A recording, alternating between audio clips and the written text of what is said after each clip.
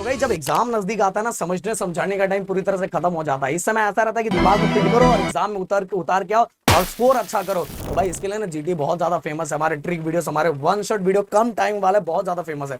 पर हीट ने यार, हीट का वन शॉट वीडियो बना नहीं था, बना था पर वो छोटा वाला नहीं बना था जिसे बच्चे बहुत कमेंट करते थे। मैंने बोला भाई इस साल के बच्चों की मांग पूरी कर देते हैं, तो भाई इसके लिए लाइक ठोक दो, 10-15 हजार लाइक और 5-6 हजार कमेंट हो जाना चाहिए। और इसके साथ ही गाइस, अगर कोई बच्चा चाहता है कि पूरा एकदम फ्रेश कंटेंट विद नोट्स, तो ऐप पे चले जाओ, आप पेड कोर्सेस में ले सकते हो। वहां लैंग्वेजेस और पूरा साइंस और मैथ सब कुछ, और बाकी तो मैं यूट्यूब पे डाल ही रहा हूं। तो चैप्टर नंबर 5 हीट। और सबसे पहले अगर हम स्टार्ट करें, और दूसरा बात, टेलीग्राम जरूर ज्वाइन करके रख लेना। अब मेल्टिंग पॉइंट ऑफ आइस एकदम सिंपल सा बात है। जब आइस को आइस कन्वर्ट इनटू वाटर, जिस टेम्परेचर पे आइस वाटर में कन्वर्ट हो जाता है उसको बोलते हैं मेल्टिंग पॉइंट ऑफ आइस। अब इसके बाद जब ये स्टेट चेंज होता है, सॉलिड से लिक्विड में कन्वर्ट होता है, तो आप देखोगे जब भी, अब हो सकता है आपने देखा है कि नहीं देखा, पर मैं आपको बताना चाहूंगा, जब भी स्टेट चेंज होता है तो थर्मामीटर पे अगर ऑब्जर्वेशन करोगे तो थर्मामीटर पे टेम्परेचर चेंज होता हुआ दिखाई नहीं देता। मतलब सॉलिड से लिक्विड में जब स्टेट चेंज हो रहा है तो थर्मामीटर पे टेम्परेचर चेंज होता हुआ दिखाई नहीं देता।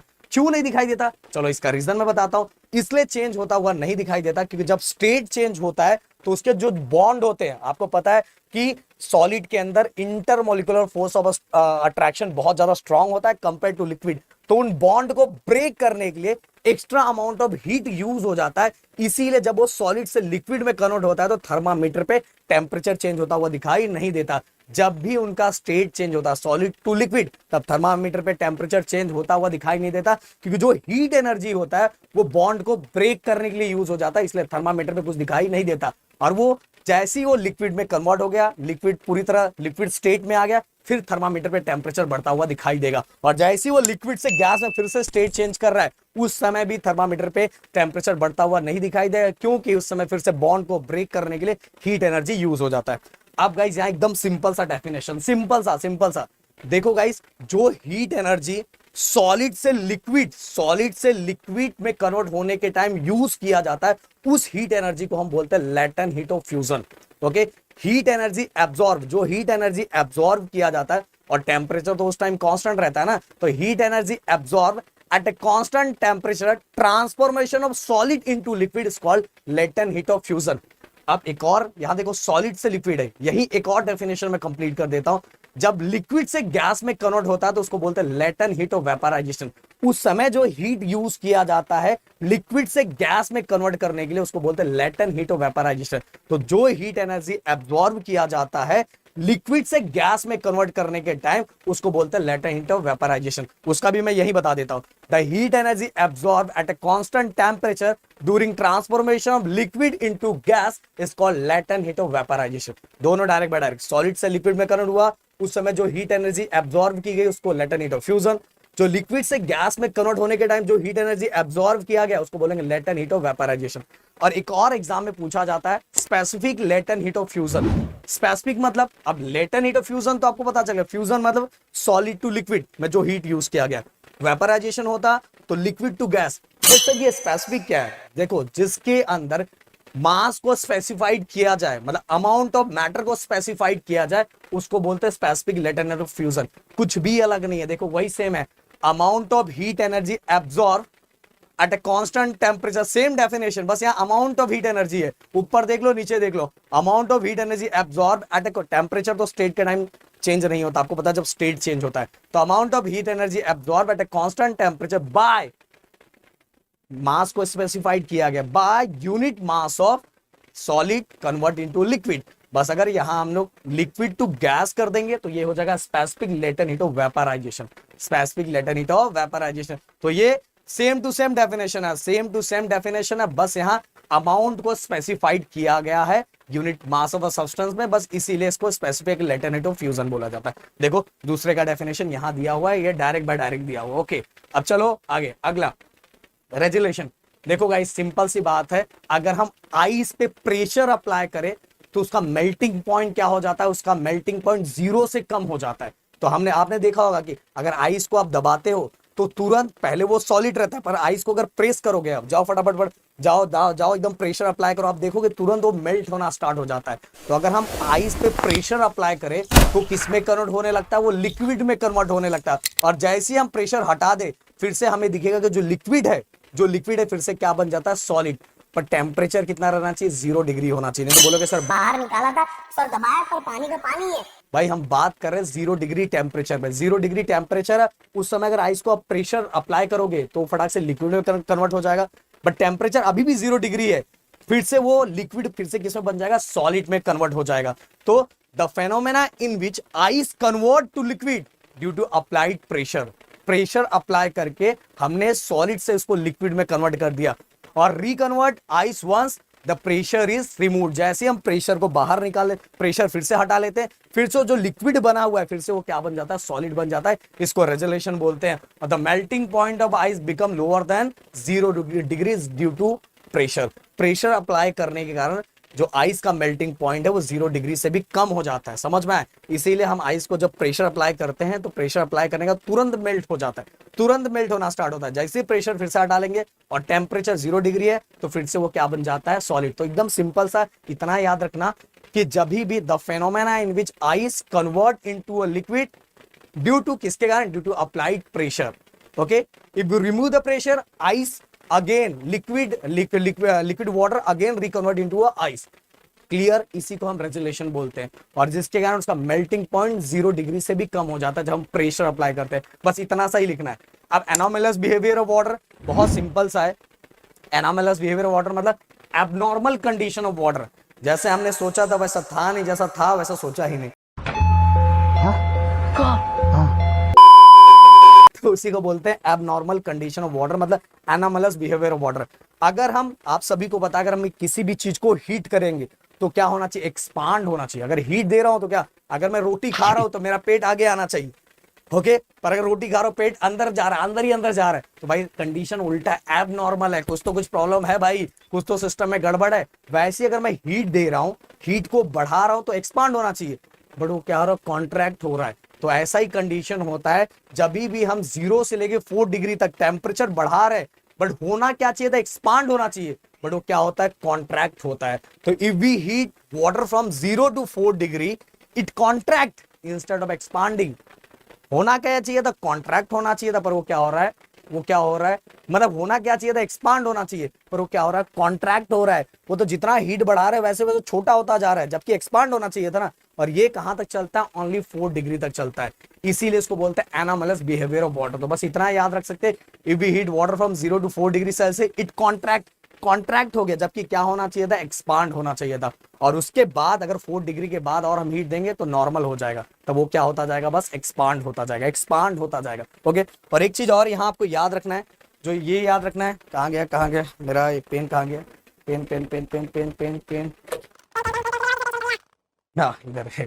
तो अगर मैं यहाँ बताना चाहूं, एक चीज याद रखना, 0 डिग्री टू 4 डिग्री सेल्सियस, आपको पता है यहां से जब टेम्परेचर हम इंक्रीज कर रहे हैं तो एक्सपांड होना चाहिए था, पर वो धीरे धीरे कॉन्ट्रैक्ट हो रहा है। 1 डिग्री पे और कॉन्ट्रैक्ट हुआ, 2 डिग्री पे और कॉन्ट्रैक्ट हुआ, 3 डिग्री पे और कॉन्ट्रैक्ट हुआ, 4 डिग्री पे और कॉन्ट्रैक्ट हुआ। मतलब 4 डिग्री पे बहुत ज्यादा कॉन्ट्रैक्ट हो जाता है। कॉन्ट्रैक्ट होना मतलब लेंथ, ब्रेथ, हाइट सब कुछ कम हो जाना, मतलब उसका volume in terms of math हम बोलेंगे उसका वॉल्यूम पूरी तरह से मिनिमम होता है 4 डिग्री सेल्सियस। 4 डिग्री सेल्सियस पे वाटर का जो वॉल्यूम होता है सबसे मिनिमम होता है। और अगर हम उल्टा है, अब 4 से 0 आएंगे तो 4 से अगर हम अब टेम्परेचर कम कर रहे हैं, पहले 4 डिग्री था अब 3 डिग्री हो गया, टेम्परेचर कम कर रहे हैं, तो होना क्या चाहिए था, होना चाहिए था कॉन्ट्रैक्ट होना चाहिए था ना। आप खाना निकाल रहे हैं, खाना निकाल रहे तो बंदा पतला होना चाहिए था, पर खाना निकाल रहे तो बंदा और मोटा हो रहा है, तो भाई एबनॉर्मल कंडीशन, कुछ तो गड़बड़ है। तो अगर हम टेम्परेचर डिक्रीज कर रहे हैं फ्रॉम 4 डिग्री टू 0 डिग्री, तो होना क्या चाहिए था, होना चाहिए था वो कॉन्ट्रैक्ट, पर क्या होता है, एक्सपांड, जब 4 से 0 जाते हैं। समझ में? इसीलिए 0 डिग्री पे 4 डिग्री पे आया, थोड़ा सा एक्सपांड हुआ, 3 डिग्री पे और ज्यादा, 2 डिग्री पे और एक्सपांड हो गया, 1 डिग्री पे और एक्सपांड हो गया, और 0 डिग्री पे सबसे ज्यादा एक्सपांड हो गया। इसका मतलब कि 0 डिग्री पे वॉल्यूम सबसे ज्यादा होता है। इसलिए तो आप देखोगे कि 0 डिग्री पे आइस क्यूब बना रहता है, और आइस क्यूब का जो वॉल्यूम होता है बहुत ज्यादा होता है, और जिसका वॉल्यूम बहुत ज्यादा होता है उसकी डेंसिटी बहुत कम होती है, और जिसकी डेंसिटी बहुत कम होती है बहुत हल्का होता है। इसी को हाफ सेपरेटर में हम लोग देखेंगे। ये देखो the behaviour of water between 0 degree to 4 degree is called anomalous behaviour of water. अब यहाँ आगे आ जाते हैं हम लोग अगला। ये देखो हाफ सेपरेटर में यही देखेंगे। सबसे पहले मैं ये बता देना चाहता हूँ, देखो डेंसिटी का ये फॉर्मूला आपने पढ़ा है, मास अपॉन वॉल्यूम। जब भी डेंसिटी इंक्रीज होती है तो वॉल्यूम क्या हो जाता है, डिक्रीज हो जाता है, क्योंकि एक ऊपर है एक नीचे, मतलब दोनों में इनवर्स रिलेशन है।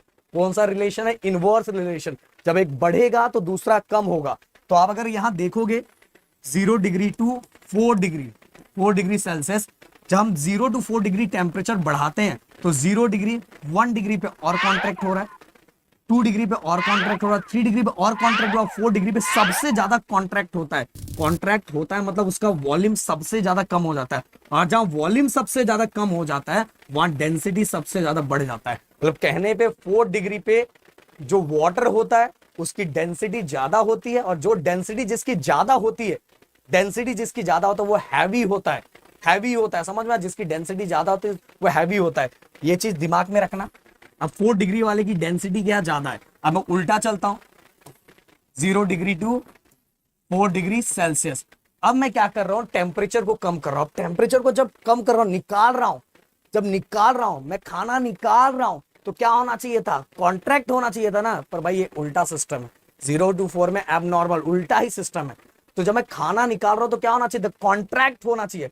बट यहां क्या होता है, एक्सपांड होता है। 4 डिग्री पे एक्सपांड हुआ, 3 डिग्री पे और एक्सपांड हुआ, 2 डिग्री पे और एक्सपांड हुआ, और 1 डिग्री पे बहुत ज्यादा एक्सपांड हो गया, मतलब, और 0 डिग्री पे बहुत ज्यादा एक्सपांड बहुत ज्यादा हो गया, मतलब उसका लेंथ ब्रेथ हाइट बहुत ज्यादा बढ़ गया। लेंथ ब्रेथ हाइट बढ़ गया मतलब वॉल्यूम बहुत ज्यादा बढ़ गया, और इसका वॉल्यूम बहुत ज्यादा बढ़ जाता है उसका डेंसिटी बहुत ज्यादा कम हो जाता है। और वॉल्यूम बढ़ गया और डेंसिटी कम हो गया, जिसका डेंसिटी बहुत ज्यादा कम हो जाता है वो बहुत ज्यादा क्या हो जाता है, हल्का हो जाता है, बहुत ज्यादा लाइटर हो जाता है। और आप सभी को पता है 0 डिग्री पे क्या होता है, आइस क्यूब। तो आइस क्यूब की डेंसिटी बहुत कम रहती है, इसलिए ऊपर फ्लोट करता है। तो भाई यहां देख लो, यहां एकदम क्लियरली ये देखो 4 डिग्री वाले का, 4 डिग्री वाले का आप सभी को पता है कि जो हमारा वॉल्यूम होता है, जो वॉल्यूम होता है वो वॉल्यूम बहुत ज्यादा कम रहता है, पर डेंसिटी बहुत ज्यादा रहता है 4 डिग्री वाले वाटर का। इसलिए 4 डिग्री वाला वाटर नीचे रहता है।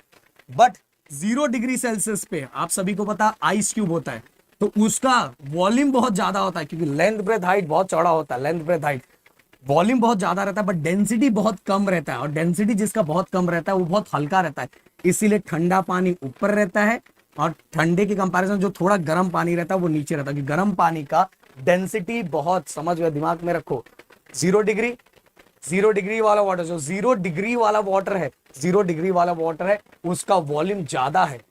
इसलिए देखोगे आप आइस क्यूब ऊपर फ्लोट होता रहता है, क्योंकि उसका वॉल्यूम ज्यादा है पर डेंसिटी कम है। डेंसिटी कम है मतलब वो लाइटर है। और 4 डिग्री वाले का क्या है, बस इतना याद रखने का, 4 डिग्री वाले का क्या काम है, 4 डिग्री वाले का डेंसिटी ज्यादा है और वॉल्यूम कम है, इसलिए। और डेंसिटी जिसका कम होता है वो क्या होता है, हैवियर होता है, इसलिए वो नीचे आ जाता है। इसलिए यहाँ आपको दिखेगा, समझ में, यहाँ टेम्परेचर पे, इसलिए ये बस ये लाइन, बस इतना याद रखना है आपको।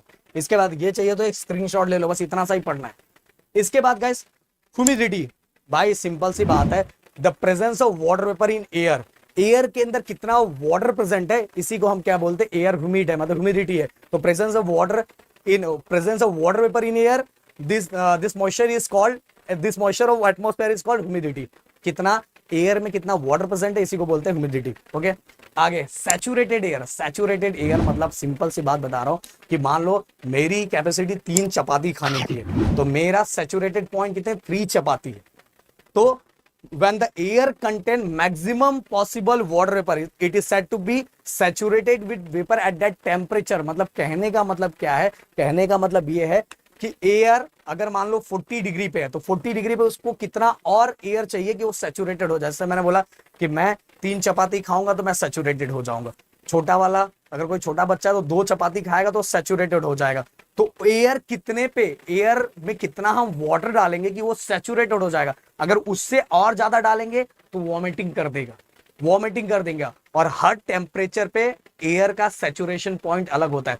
टेम्परेचर और बढ़ाओगे तो वो और वाटर होल्ड कर पाएगा, टेम्परेचर कम करोगे, जैसे आप देखोगे विंटर सीजन के टाइम टेम्परेचर कम हो जाता है, इसीलिए जो एयर होता है ना वो सुबह के टाइम वॉमिटिंग कर देता है, क्योंकि वो ज्यादा वाटर को होल्ड नहीं कर पाता। टेम्परेचर हमने कम कर दिया, अब टेम्परेचर कम कर दिया, एयर का टेम्परेचर कम हो गया, इसलिए उसने ज्यादा वाटर को होल्ड करके नहीं रख पाया और सुबह के टाइम ज्यादा वॉमिटिंग कर देता है। मतलब आप ड्यू देखते होगे, सुबह के टाइम ड्यू दिखाई देता है। तो when the air contain maximum possible water, water vapour, उससे ज्यादा नहीं रख सकते हो। जब जिस कंडीशन में एयर के अंदर maximum amount of water vapour present हो, उसको हम बोलेंगे ये एयर क्या है, सैचुरेटेड है। अगर उससे ज्यादा करेंगे तो क्या होगा, वॉमिट कर देगा। आपको ड्यू दिखाई देता होगा विंटर सीजन के अंदर। अब गाइस देखो, एक चीज सिंपल सी बात है कि जो अमाउंट ऑफ वाटर वेपर है वो किस पे डिपेंड होता है, एयर के टेम्परेचर। जैसे जैसे हम टेम्परेचर बढ़ाएंगे वैसे वैसे वो ज्यादा अमाउंट ऑफ वाटर को होल्ड कर पाएगा। टेम्परेचर को कम करेंगे, कम अमाउंट को होल्ड कर पाएगा। तो जैसे यहाँ सिंपल सा लिखा हुआ है कि 40 डिग्री सेल्सियस पे ये कितना अमाउंट कर पा रहा है hold, 49 gram of water vapour, ये इसका सैचुरेटेड है। अगर यहाँ 50 कर दूंगा 40 डिग्री पे तो ये वॉमिट कर देगा। तो इसका सैचुरेटेड कितने पे, बस कितना चपाती खा पा रहा है, समझ लो 49। अब इसके बाद विदाउट कंडेंसेशन, कंडेंसेशन मतलब बाहर रिलीज नहीं कर रहा है, 40 डिग्री पे बस उसको कितना चाहिए, 49 ग्राम। क्लियर। अब आगे चलते हैं अनसैचुरेटेड। मैंने बता दिया ना, अनसैचुरेटेड एयर मतलब मेरी कैपेसिटी 3 चपाती है, पर मम्मी ने मुझे 1 ही चपाती दिया है, तो मैं अभी अनसैचुरेटेड हूं। मतलब 49 डिग्री पे, यहाँ देखो 49, यहाँ 40 डिग्री पे 49 चाहिए, पर समझ लो वहां पर 30 ग्राम ऑफ वाटर वेपर है, तो ये क्या, अनसैचुरेटेड। तो ये if the vapor contained in air is less that the maximum limit, maximum limit से कम अगर वेपर प्रेजेंट है एयर के अंदर, कम वाटर प्रेजेंट है एयर के अंदर, तो उसको बोलेंगे अनसैचुरेटेड है। भाई इसको मम्मी ने पूरा खाना नहीं खिलाया तो उसको और खिलाना पड़ेगा, समझ में है। तो हर टेम्परेचर का सैचुरेशन पॉइंट, हर टेम्परेचर पे एयर का वाटर को होल्ड करने की कैपेसिटी क्या होती है, अलग अलग होती है। अब ड्यू पॉइंट, सिंपल सी बात है, अगर मैंने टेम्परेचर बढ़ा दिया, जैसे मैंने अभी यहाँ एग्जांपल लिया, ये वाला कहाँ गया, ये वाला एग्जांपल लिया कि 40 डिग्री पे कितना चाहिए, 49 ग्राम ऑफ वाटर चाहिए। 40 डिग्री पे कितना, 49 ग्राम ऑफ वाटर चाहिए। बट अगर मैंने यहाँ टेम्परेचर और बढ़ा दिया, यहाँ टेम्परेचर 50 डिग्री कर दिया, कितना टेम्परेचर कर दिया, 50 डिग्री, और वाटर इतना ही रखा, तब ये अनसैचुरेटेड हो गया ना, क्योंकि अगर टेम्परेचर बढ़ा रहा हूं तो वाटर और बढ़ाना पड़ेगा तो वो सैचुरेटेड होगा। पर यहाँ टेम्परेचर 50 डिग्री हो गया पर वाटर इतना ही प्रेजेंट है, तो उसको क्या बोलेंगे, अनसैचुरेटेड। तो मुझे क्या करना पड़ेगा, टेम्परेचर को कम करना पड़ेगा।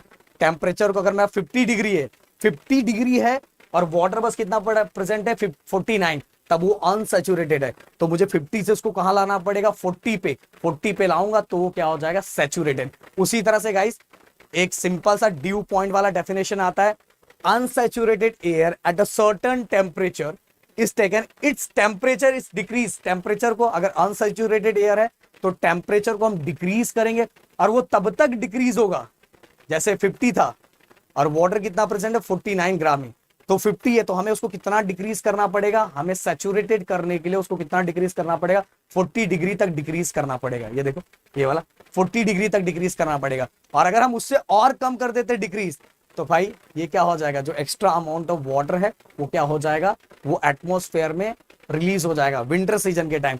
तो temperature is reached at which the air becomes saturated और this temperature is called dew point temperature।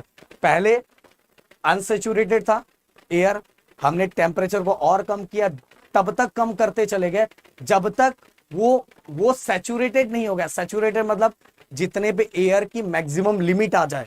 तो जिस पॉइंट पे आके वो एयर सैचुरेटेड हो जाता है उसको हम बोलते हैं ड्यू पॉइंट टेम्परेचर। जिस पॉइंट पे आके अनसैचुरेटेड से एयर सैचुरेटेड हो जाता है, जिस टेम्परेचर पे एयर अनसैचुरेटेड से आके सैचुरेटेड हो जाता है उसको बोलते हैं ड्यू पॉइंट टेम्परेचर। अब इसके बाद एब्सोल्यूट ह्यूमिडिटी, बस इतना ही याद रखो कि अगर आप सिंपल सा ये याद रखोगे, the mass of vapour present in a unit volume of air is called absolute humidity. या तो आप ये भी याद रख सकते हो, the vapour content in the air measure using a physical quantity is called absolute humidity. और ये याद रखो इसका यूनिट, ये कभी कभी एग्जाम में आता है, kg/m³।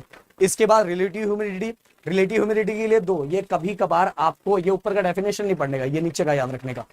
Okay, it is the ratio of actual mass of water vapour content in the air और to mass of vapour needed to make the air saturated. मतलब समझा रहा हूं, मान लो जस्ट एग्जांपल, अभी मान लो इस समय 30 ग्राम है, इस समय actual mass of water vapour content in the air अभी इस समय इतना है, बट उसको चाहिए कितना है, सच में कितना चाहिए सैचुरेटेड होने के लिए, 50 चाहिए, और इनटू 100। अब हम ये जो निकालेंगे ना, ये फटाक से निकाल देना, पर निकाल सकते हैं। 50 1 50, 52 100, 3 2 60, ये जो हमारा आ गया, ये आ गया, ये हमारा आ गया रिलेटिव ह्यूमिडिटी। कितना रिलेटिव ह्यूमिडिटी है? 60%। 60%, यहां देखो, more than 60% we feel the air is humid. तो एयर कैसा है? ह्यूमिड है। अब less than 60% the air is dry. तो हमारा आंसर कितना? हमारा तो बीच में 60 आ गया, तो ह्यूमिड और ड्राई के बीच में है। तो भाई कैसा? ये देखो, actual mass of water vapour present, actual mass अभी कितना प्रेजेंट है? तो अभी 30 था, पर सैचुरेटेड होने के लिए कितना चाहिए? 50 चाहिए। तो actual mass of water vapour to mass of vapour needed to make its air saturated, कितना सैचुरेटेड के लिए कितना चाहिए? और इनटू 100, ये अगर हम करेंगे तो हमारा निकल जाएगा रिलेटिव ह्यूमिडिटी परसेंट के अंदर, तो निकला 60%। अगर 100% आता है, अगर मान लो 50 चाहिए, ये 50 चाहिए, 50/50 इंटू 100, इस समय भी 50 है और सैचुरेटेड होने के लिए भी 50 चाहिए। तो 51 सा 50, 52 सा 100 और 52 सा 100, 100% आ गया ना। तो एयर क्या है? Air the relative humidity is due point, due point. अब उससे ज्यादा करेंगे ना तो फिर भाई एटमोस्फेयर में extra amount of air release हो जाएगा, विंटर सीजन वाला, समझ में? तो आपको ये याद रखने की जरूरत नहीं, बस इतना याद रखो, it is the ratio of actual mass of water vapour present content in the air to mass of vapour needed to make the air saturated, in saturated. बस इतना याद रखना, is called percent relative humidity. इसके बाद नीचे का कुछ याद रखना कि dew point, the relative humidity at dew point is 100%, less than more than 60% air is humid, less than 60% air is dry. 60% अगर कम आता है तो बोलेंगे एयर कैसा है? ड्राई है। ओके, स्पेसिफिक हीट कैपेसिटी बहुत सिंपल सा यार, देखो हर मटेरियल का, देखो हर बंदे का खाने की कैपेसिटी अलग अलग होती है, उसी तरह से हर मटेरियल की हीट को एब्जॉर्ब करने की कैपेसिटी भी अलग है। आयरन अलग अमाउंट ऑफ हीट को एब्जॉर्ब करता है, कॉपर अलग अमाउंट ऑफ हीट को एब्जॉर्ब करता है, एंड हमारा जो लेड है वो अलग। मतलब कहने का मतलब क्या, मैंने ये एक्सपेरिमेंट है क्या, ये एक्सपेरिमेंट समझाता हूं कि तीनों को हमने क्या किया, तीनों को एक कंटेनर में डाला, एक हमने लिया, मतलब एक हमने क्या किया, ये कंटेनर में बॉइल वाटर रखा, उस बॉइल वाटर के अंदर हमने ये तीनों को डाल दिया और तीनों को 1 घंटे के लिए रखा। जस्ट एग्जांपल, तीनों को 1 घंटे के अंदर रखा, 1 घंटे के लिए तीनों को 1 घंटे का टाइम दिया, पर हमने देखा कि इसने ज्यादा हीट एब्जॉर्व किया, इसने इसके कंपैरिजन में कब किया? इसके कंपैरिजन में ज्यादा किया, और इसने सबसे कम हीट एब्जॉर्व किया। क्यों? ये हमें कैसे पता चला? जैसे हमने वैक्स कंटेनर के अंदर इसको डाला तो ये ज्यादा गर्म है इसलिए इसने ज्यादा मेल्ट किया, ये कम गर्म है इसलिए कम इसने मेल्ट किया, ये सबसे कम इसने हीट एब्जॉर्व किया इसलिए वैक्स को सबसे कम मेल्ट कर पाया। तो इससे हमें यह पता चला कि हर मटेरियल की हीट को एब्जॉर्व करने की कैपेसिटी क्या होती है? अलग अलग होती है सेम टाइम में। कोई 1 घंटे में ज्यादा खा सकता है, कोई 1 घंटे में कम खा सकता है, समझ रहा है? उसी तरह उसको बोलते हैं स्पेसिफिक हीट कैपेसिटी। तो amount of heat energy required to raise the temperature of a unit mass of object by 1 degree Celsius is called a specific heat of the object। मतलब कहने का मतलब क्या है कि मेरे बॉडी का टेम्परेचर 1 डिग्री सेल्सियस बढ़ाने के लिए, मेरे बॉडी का टेम्परेचर 1 डिग्री सेल्सियस बढ़ाने के लिए जितना अमाउंट ऑफ हीट एनर्जी मैं एब्जॉर्व करूंगा उसको बोलेंगे मेरे बॉडी का स्पेसिफिक हीट, मेरे बॉडी का specific heat of that object. मतलब मेरे बॉडी के टेम्परेचर को 1 डिग्री सेल्सियस बढ़ाने के लिए जितना अमाउंट ऑफ हीट एनर्जी मैं एब्जॉर्व करूंगा उसको बोलेंगे specific heat of that object. Okay, और इट इज डिनोटेड बाय सी, फिर इसका इस यूनिट दिया हुआ है। फिर इसके बाद ये देखो स्पेसिफिक हीट, ये आगे आपको काम आने वाला है, Q equal to M into C into delta T, mass of the object, specific heat of that object and change in temperature, कितना टेम्परेचर चेंज हुआ है। ये वाला फॉर्मूला दिमाग में रखना, ये आपको पता रहना चाहिए। ओके, वैसे तो आप 11th में जाओगे तो इसको हम डिटेल में बताएंगे, बट अभी के लिए बस इतना काम है। समझो स्पेसिफिक हीट मतलब मेरी बॉडी के टेम्परेचर को 1 डिग्री बढ़ाने के लिए कितना अमाउंट ऑफ हीट एनर्जी मैं एब्जॉर्व कर रहा हूं उसको बोलेंगे मेरे बॉडी का स्पेसिफिक हीट कैपेसिटी। ओके, हो सकता है किसी और, ये सामने मान लो ये मान लो ये बॉडी है, ये बॉडी है, इसके बॉडी को अगर मुझे 1 डिग्री इसकी बॉडी को और बढ़ाना है तो हो सकता है ये इसको और ज्यादा हीट की जरूरत पड़े। मेरे बॉडी के 1 डिग्री को बढ़ाने के लिए हो सकता है कम हीट में खा के भी 1 डिग्री मेरा बढ़ जाए। तो इसलिए हर बॉडी का जो स्पेसिफिक हीट होता है वो क्या होता है? अलग अलग होता है। बस इसमें ये डेफिनेशन और यूनिट और ये वाला formula, heat energy absorb by body और heat energy loss by the body, दोनों का फॉर्मूला सेम ही होता है। इसके बाद हीट एक्सचेंज, हीट एक्सचेंज आपने सुना ही है, जब हॉट और कोल्ड बॉडी एक दूसरे के कांटेक्ट में आता है तब तक एक दूसरे में से हीट मतलब एक्सचेंज करता रहता है जब तक दोनों के बॉडी का टेम्परेचर सेम ना हो जाए। जैसे आप लोग ने बहुत बार सुना हो, किसने किसने सुना है प्लीज कमेंट करना कि अगर अपना भाई या बहन कोई भी बीमार होता है, मम्मी बोलती है उसके पास मत सो जा, नहीं तू भी बीमार हो जाएगा। पर आपन तो वैसा ही है, मम्मी ने बोला है तो वो करने का, क्योंकि अगर बुखार हो गया तो भाई स्कूल का छुट्टी मारने का मौका मिल जाएगा ना। तो जैसे ही मैं उसको पकड़ के सोता हूँ और बाद में छोड़ता हूँ, सर आप तो गलत बोल रहे हो सर, मैं उसको पकड़ के सोता हूँ बाद में छोड़ता हूँ ना तो मेरे को तो बुखार होता ही नहीं है। अरे भाई तेरे इंटरनल ऑर्गन बिल्कुल सही थे, इसलिए तूने जैसे उसको छोड़ा वैसे तेरी मशीन ने तेरी बॉडी के टेम्परेचर को नॉर्मल कर लिया। अगर तेरा इम्यून सिस्टम खराब होता तो तू बीमार हो जाता, बट अभी वो बंदा बीमार है इसे, हाँ जब तू उसको पकड़ के रखा था तब तेरी बॉडी का टेम्परेचर बढ़ रहा था। क्योंकि हीट कहां से फ्लो होता है, हाइयर टू लोअर बॉडी, और वो तब तक फ्लो होता रहता है जब तक दोनों बॉडी का टेम्परेचर क्या ना हो जाए, सेम ना हो जाए। और इसी प्रिंसिपल को हम बोलते हैं हीट एक्सचेंज। इसलिए हॉट बॉडी और कोल्ड बॉडी जब एक दूसरे कांटेक्ट में आते हैं तो तब तक दोनों सेम नहीं हो जाते। हॉट में से क्या, हॉट बॉडी में से हीट लॉस होगा और कोल्ड बॉडी में से हीट क्या होगा, गेन होगा। हॉट बॉडी क्या करेगा, हीट लॉस करेगा, कोल्ड बॉडी हीट गेन करेगा। और ये तब तक प्रोसेस होता रहेगा जब तक हॉट और कोल्ड दोनों इक्वल ना हो जाए। और इसी को हम बोलते हैं heat loss by the body hot object, heat loss by the body hot object, और heat gain by the body cold object, cold object. और इस प्रोसेस, इस प्रिंसिपल को हम क्या बोलते हैं, हीट एक्सचेंज। ओके, फिर इसके बाद गाइस ये एकदम सिंपल सा है, ये सेम टू सेम अगले साल हम लोग 11th स्टैंडर्ड के अंदर देखने वाले। ये आपके बुक में नहीं दिया हुआ है पर मैंने आपको यहाँ दिखाया हुआ है। देखो ये मैंने ये ले लिया क्यू। हाँ बताओ, हाँ चलो मैं यहाँ बता दूँ, हाँ यहाँ बता देता हूँ। ये देखो ये जो क्यू है ये हमारा हॉट बॉडी। ओके, ये हमारा, इसको बोला जाता है, अगर आप आगे जाओगे तो पता चलेगा, कैलोरीमीटर और कैलोरीमेट्री। इस एक्सपेरिमेंट को कैलोरीमेट्री बोला जाता है और ये कैलोरीमीटर है, और इसको मिक्सिंग मेथड भी बोला जाता है। हम क्या करते हैं, इस कैलोरीमेट्री के अंदर एक हॉट ऑब्जेक्ट लाके डालते हैं। अब जैसे ही हॉट ऑब्जेक्ट इसके अंदर डाला, इसके अंदर पहले से क्या रहता है, एक स्टेरर रहता है जो घुमाने का काम करता है, और अंदर वाटर रहता है, और साथ में ये जो कंटेनर है जिसको हम कैलोरीमेट्री बोलते हैं। तो ये कैलोरीमेट्री, इसके अंदर पहले से क्या क्या प्रेजेंट रहता है, कैलोरीमेट्री, स्टेरर एंड वाटर। तो तीनों पहले से ही प्रेजेंट है, तो तीनों का टेम्परेचर पहले से सेम रहता है। तो हम बाहर से एक हॉट ऑब्जेक्ट डालते हैं जिसका टेम्परेचर हाई रहता है, तो इसका टेम्परेचर हाई रहता है, और स्टेरर, वाटर और कैलोरीमेट्री इनका टेम्परेचर लो रहता है। पर जैसे हम इसके अंदर डालते हैं थोड़े टाइम के बाद देखते हैं कि ये हॉट ऑब्जेक्ट क्या कर रहा है, हीट को लॉस कर रहा है। और ये जो कूल ऑब्जेक्ट थे, मतलब कौन, स्टेरर, वाटर और ये कंटेनर मतलब कैलोरीमेट्री, तीनों क्या करते हैं, हीट को गेन करते हैं। और ये प्रोसेस तब तक चलता रहता है जब तक सभी का टेम्परेचर क्या ना हो जाए, सेम ना हो जाए। थोड़ा यहाँ मैं करके दिखाऊंगा। मान लो क्यू ये हमारा हॉट ऑब्जेक्ट है, ये किसके इक्वल हो जाएगा जब मैं इसको मिक्स करूंगा, Q1 हम किसको लेते हैं, हम लोग लेते हैं Q1 स्टेरर, ये जो घुमाने वाला होता है, ये जो घुमाने वाला है, ये घुमाने वाला, प्लस वाटर, प्लस ये हमारा कंटेनर। तो हम ये जो Q1 है ये दो चीजों को लेते हैं। Q1 किसको लेते हैं पता है, Q1 मेरे दोस्त इसको लेते हैं, ये स्टेरर को एंड कैलोरीमेट्री को, मतलब ये जो कंटेनर है उसको हमने Q1 लिया है, तो Q1। और उसके साथ ही उसके अंदर एक वाटर भी होता है जिसको हम Q2 लेते हैं। तो ये दोनों क्या होते हैं, ये दोनों हीट को गेन करेंगे, और ये दोनों हीट, ये क्या करेगा, हॉट ऑब्जेक्ट हीट को लॉस करेगा। तो heat loss by the hot object और heat gain by the cold object. समझ, ये दोनों, क्योंकि इसके अंदर क्या है, स्टेरर, और स्टेरर के साथ ही हमारा वो जो स्टेरर मतलब घुमाने वाला, और साथ में कैलोरीमेट्री।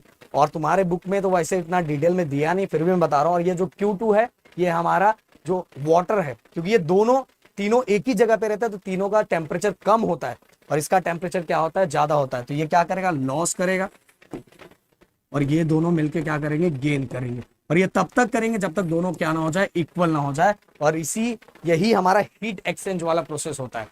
Q1 प्लस Q2, देखो लिखा हुआ है heat gain bye calorimeter plus एक और मैंने बताया जो डिटेल में 11th स्टैंडर्ड में पढ़ोगे, स्टेरर।